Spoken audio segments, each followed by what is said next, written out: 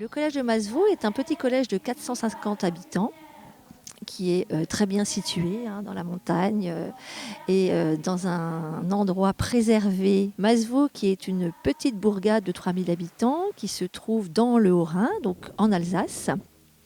Nous sommes dans l'extrême sud du Haut-Rhin, déjà à l'entrée des Vosges. C'est une première vallée vosgienne. Au collège de Masevaux, nous tenons beaucoup à proposer à nos élèves des projets culturels de toutes sortes, littéraires, musicaux, arts plastiques.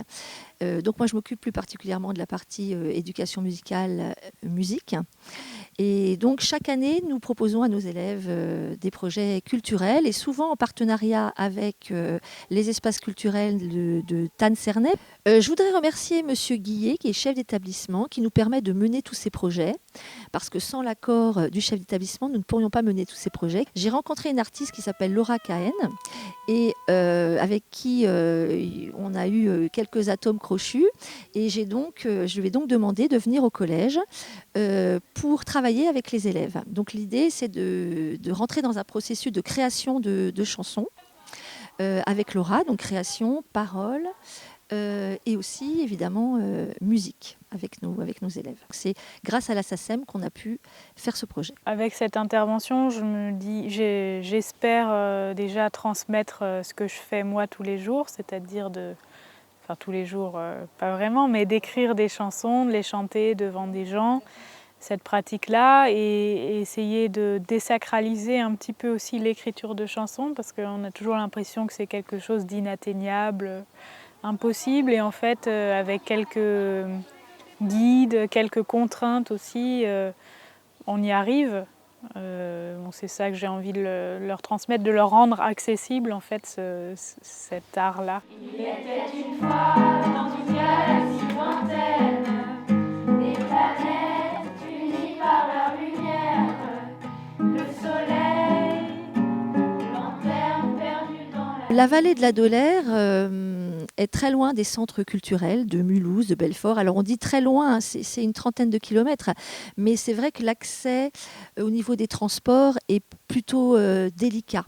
Donc c'est vrai que les élèves ne sortent pas beaucoup, ne vont pas beaucoup au spectacle. Donc un de nos rôles, à nous les professeurs, à nous l'école, l'éducation nationale, et dans le cas de ce qu'on appelle le PEAC à l'éducation nationale, c'est-à-dire que le projet artistique et culturel des élèves, on tient beaucoup à avoir des partenariats avec des structures culturelles. On aime qu'ils puissent rentrer aussi dans le processus de création, savoir ce que c'est que créer. Donc ils créent eux-mêmes, ils rencontrent des professionnels du spectacle. Ils interagissent les uns avec les autres et au début ils me disaient « Mais madame, Laura, comment on va faire pour faire de la musique? Nous on n'est pas forcément musiciens, on ne sait pas. » Et en fait, je leur demande juste de fredonner un peu comment ils verraient chanter la première phrase. Après, on en discute avec les autres, qu'est-ce qu'ils en pensent. Et puis, moi, j'essaye de réinterpréter quand c'est pas parfait, mais je les ai trouvés très bons là.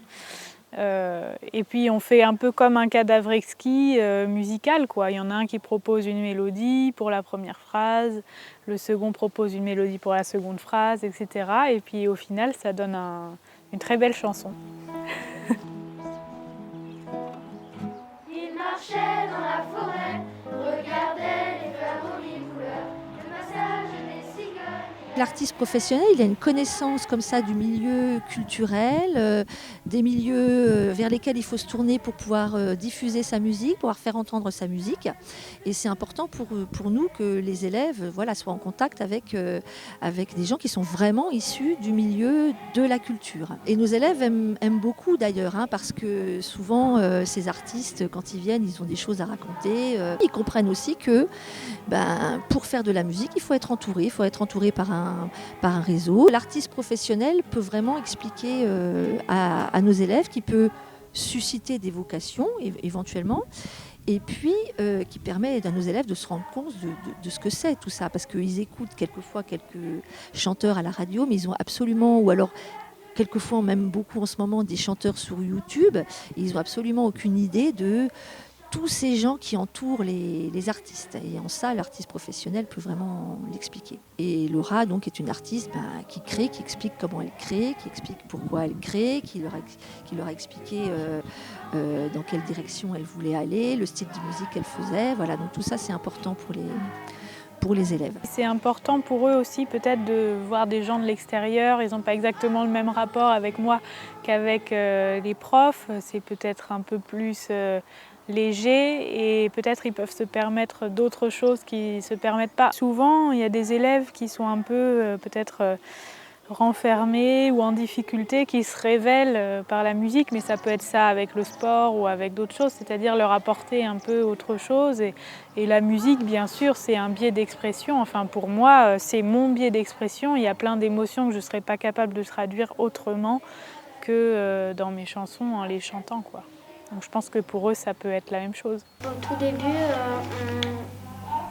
il y a quelqu'un qui nous a chanté une chanson, 3 chansons différentes.